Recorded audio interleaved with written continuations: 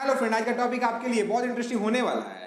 जो सोने का लंका था वो जलकर राख कैसे हो गया, इसके बारे में कभी आपने सोचने की कोशिश किया है? अगर नहीं तो ये वीडियो आपके लिए है, बिना स्किप किए इस वीडियो को देखिएगा। जैसा कि हर इंसान को पता है कि अगर सोना को गलाया जाए तो पानी के रूप में आ जाता है, लिक्विड फॉर्म में आ जाता है, पर वो जल के राख हो नहीं सकता है। तो कैसे सोने का लंका जल के राख हो गया, इसके पीछे का कारण क्या था?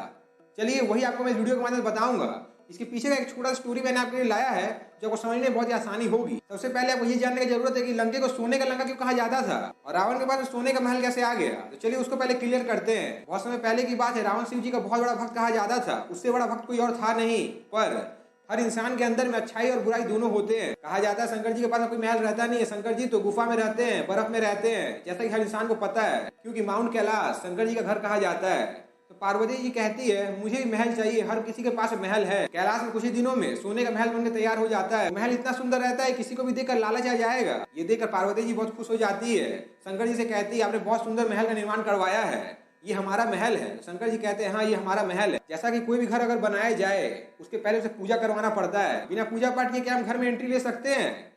एक बार आप सोच के देखिए, हम गृह प्रवेश करवाते हैं। ठीक उसी प्रकार से शंकर जी ने रावण के पिताजी को बुलाया और कहा कि आप मेरे इस घर का गृह प्रवेश कर दीजिए। रावण के पिता कहते हैं हमें कोई दिक्कत नहीं है। शंकर भगवान रावण के पिता से कहते हैं आपको जो मांगना है मांग लीजिए, आप जो मांगेंगे हम आपको वही दे देंगे। जैसा कि शंकर भगवान को भोला कहा जाता है, वो इतने भोले रहते हैं वो एक क्षण के लिए सोचेंगे नहीं। यहाँ पे ट्विस्ट हो जाता है, यहाँ पे प्रॉब्लम आ जाता है।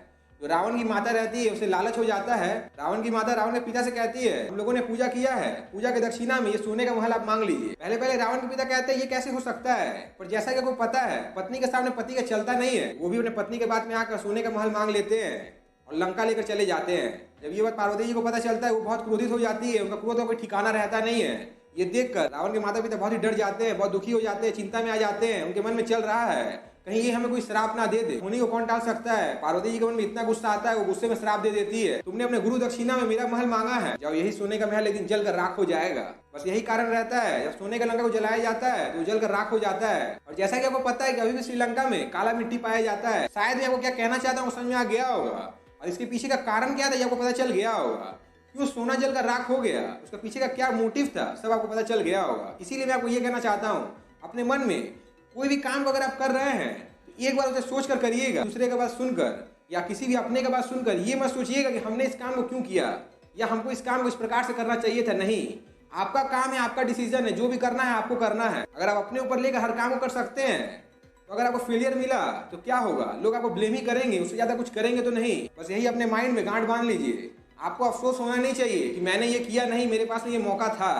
इसीलिए मैं आपको हमेशा से यही कहता हूँ आपको हमेशा ट्राई करने की जरूरत है अपने लाइफ में आगे बढ़ने के लिए। इस दुनिया में कोई भी आपको आगे लेकर नहीं जाएगा जब तक आप स्वयं का हेल्प ना करें। इसीलिए मैं आपको ये कहना चाहता हूँ सुनिए सबका, करिए अपना। इसीलिए मैं आपको ये कहना चाहता हूँ आपको क्या करना है ये आपको सोचना है।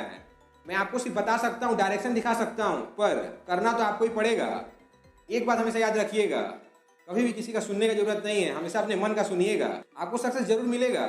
आपके मन में चल रहा होगा हमने बहुत ट्राई कर लिया है, हमें तो सक्सेस नहीं मिला, तो कैसे हमें सक्सेस मिलेगा? तो मैं आपको यही कहना चाहता हूँ जब तक उस काम को बंद ना करें तब तक आप फेल हो ही नहीं सकते हैं। आप तो ट्राई कर रहे हैं, तब भी ट्राई कर रहे थे और अभी ट्राई कर रहे हैं। अगर आपने आज से और अभी से उस काम को छोड़ दिया जिसको आप ट्राई कर रहे थे तब आप फेल हो गए। अगर आपने अभी तक छोड़ा नहीं है तो आप फेल हुए ही नहीं है। आप तो ट्राई कर रहे हैं, आपको एक ना एक दिन सक्सेस जरूर मिलेगा। और सबसे इंपॉर्टेंट बात, जो काम आप कर रहे हैं उस काम को लेकर कभी लालच मत करिएगा। लालच आपको दूर तक तो लेकर जा सकता है पर बहुत दूर तक लेकर जा नहीं पाएगा, क्योंकि आपका जो मोटिव है वो मोटिव आपका चेंज हो जाएगा, हर पल बदलते रहेगा। इसीलिए आपको सक्सेस मिलेगा नहीं।